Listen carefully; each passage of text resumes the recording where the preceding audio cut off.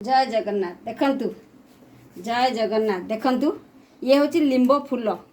देखंतु ये हूँ लिंब फूल आउ ता सहित मु बैगण आउ भाजिकी रखिथिबा किछि आलू मु आलू आउ बैगण लिंब फूल को भाजिकी एबे आपण मानकु देखैबी गोटे नुआ रेसिपी एटा पखाळ भात सहित खरा दिन निंब पत्र तो सबुदिन तार गोटे समय ही मिलिबो आ अलगा समय मिलिबनी सेति पई एबे खरा दिन आमे लिंब फूलर मजा नबा लिंबर कौलिया कौलिया पत्र को आम मार्केट रू साधारणतः किणिकी आनी था फूल किणिकी आनी था किए आदर आम आपको भाजिकी खाती आउ टमाटर देकी चुचुड़ा करके खाती या आम विभिन्न प्रकार माने बहुत देहपाई बहुत उपकार करि थाए। देखंतु एई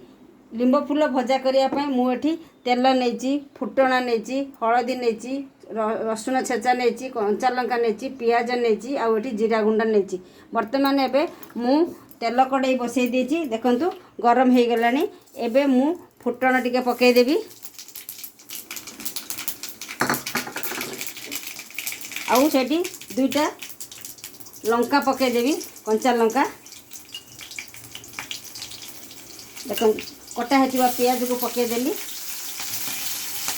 आउ छेचा है कि टिके पियाज टिके भाजी है आसिले आम संगे संगे रसुण को देदेले रसुण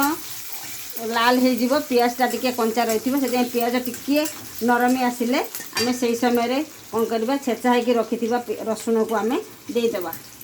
संगे संगे आम पकेबा नहीं पियाज संगे देखंतु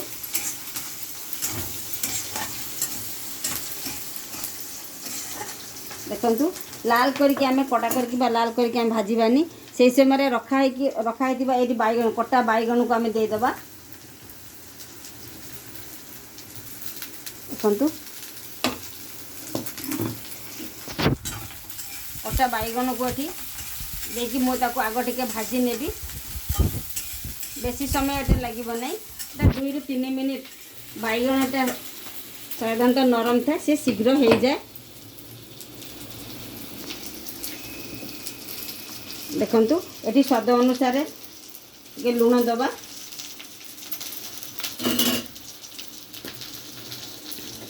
आ जदि आपण माने हळदी पकेया चाहती तो आपण दे परिबे किंतु साधारणतः फूलरे आमे हळदी टिके सामान्य परिमाण जेहेतु मु आलूटा को भाजिकी ये रखी देछि ऑलरेडी बोली से मु हळदी एबे दौनी किंतु मु फूल आ बैगण पाइका मु टिके देबी जदि बैगण आम टिके हळदी न दबा ताले से बैगणटा टिके कला कला देखा जाए से मु टिके बैगण रे हळदी देली देखंतु किसी बैगण को आम न घोड़ेकी भी सी टिके खाली नरमिबार अच्छी से टिके नरमी आसला परे आम कौन करथिबा रखाइथिबा ए फूल को आम देदेबा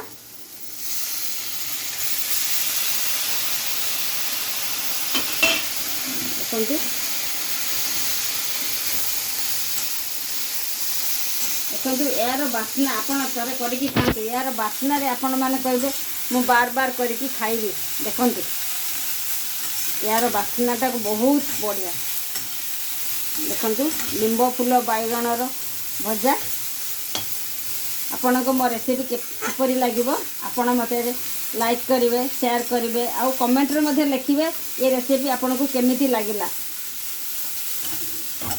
देखंतु एमती भाजिबे देखंतु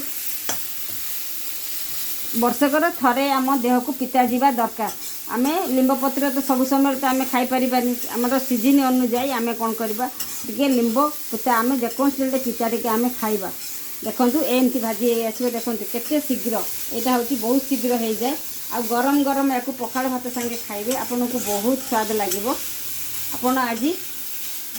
संगे संगे आपण पाखे फूल जदि आपण घरे खाए तो आप एमती करके भाजिकी खातु देखंतु भाजी हो आसला मुझे समय भजा है रखाई आलू बेसी देविनी अल्प देवी बेसी देले आलूर परिमाण अधिक अधिक हो गले से फूलर टेस्टा कमी जाए से अल्प दबा अल्प देकी भाजिबा देखंतु देखंतु एमती गोटी गोटी गोटी गोटी करके भाजिबे आपण किसी पानी रा आवश्यकता नहीं बिना पानी रे देखंतु आउ बेसी तेल भी नहीं आपण माने बेसी तेल देखी करी भल भल पाटी स्वाद आम बेसी तेल देते किंतु बेसी तेल देले फुलर किसी स्वादटा रही न थाए। फूल को आम लाल करके भाजबाने से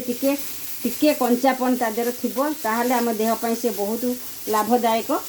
देखंतु एबे मु आपन को एटा आउ टिके भाजी सारा पर नेक्स्ट वीडियो रे आपन को देखाऊँ।